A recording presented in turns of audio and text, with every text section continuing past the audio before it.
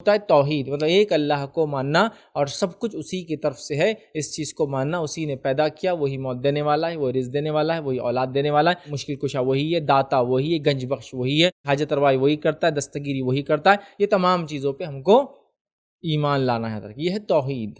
اور یہی توحید کے لیے یاد رکھیے صحابہ نے ابتدائی دور میں، بعد کے دور میں سلف صالحین نے، تابعین، تبع تابعین اور دیگر لوگوں نے اپنی جانیں دی، مال لٹایا، عزتیں لٹائی، صرف دین کے لیے، یاد رکھیے، صرف اس کے لیے، توحید کے لیے۔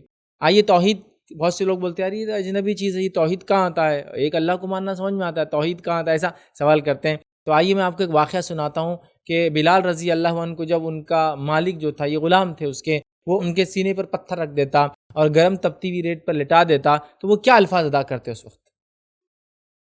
سیرت کی کتابوں میں آتا ہے، وہ کہتے احد احد، میں ان 360 کو نہیں مانتا ہوں مشرکوں جو تم نے بت بنا لیے، احد میں ایک کو مانتا ہوں، اور وہ احد سے ہی توحید لفظ آتا ہے، سمجھے آپ بات؟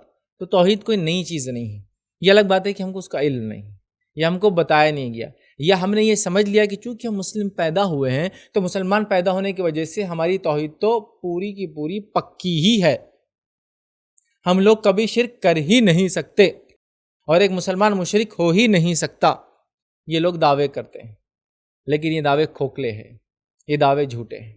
میں بہت زیادہ دلائل کے اس میں نہیں جاؤں گا، ٹھیک ہے، دلائل کے اس میں نہیں جاؤں گا، بس ایک دو باتیں سوال کرتا ہوں۔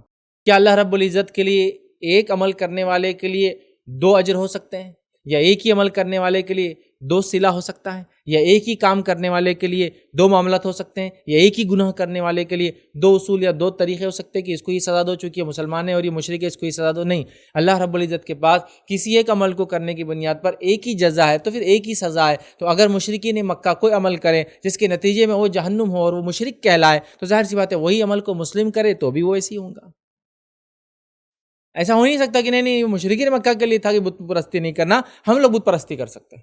وہ ابراہیم علیہ السلام کی قوم کے لیے تھا کہ ستاروں میں یہ سمجھنا کہ کچھ تاثیر ہے، ہمارے لیے مسئلہ نہیں، ہم وہ تاثیر کو سمجھ سکتے ہیں۔ وہ فلاں قوم کے لیے تھا فلاں چیز کا کرنا، ہم لوگوں کے لیے وہ چیز نہیں ہے، سمجھ رہے ہیں؟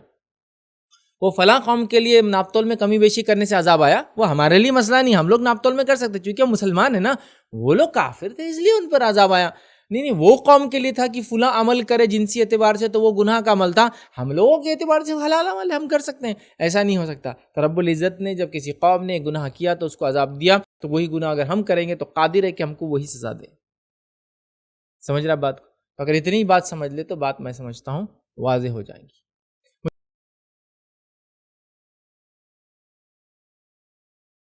السلام علیکم، آپ بھی ہمارے اس کام میں تعاون کریں اپنی زکات و صدقات کے ذریعے۔ ڈونیشن ڈیٹیلز کے لیے ڈونیٹ اس پر کلک کریں۔ اگر آپ کو ہماری ویڈیوز پسند آئے ہیں تو اسے شیئر کریں اور ثواب کے حقدار بنیں۔ روزانہ ہماری ویڈیوز کو پانے کے لیے ہمارے یوٹیوب چینل کو سبسکرائب کریں اور بیل آئکن دبائیں۔ ہم سے دیگر سوشل میڈیا پر جڑنے کے لیے ویڈیو میں دیے گئے آئی ڈی کو سرچ کریں۔ جزاک اللہ۔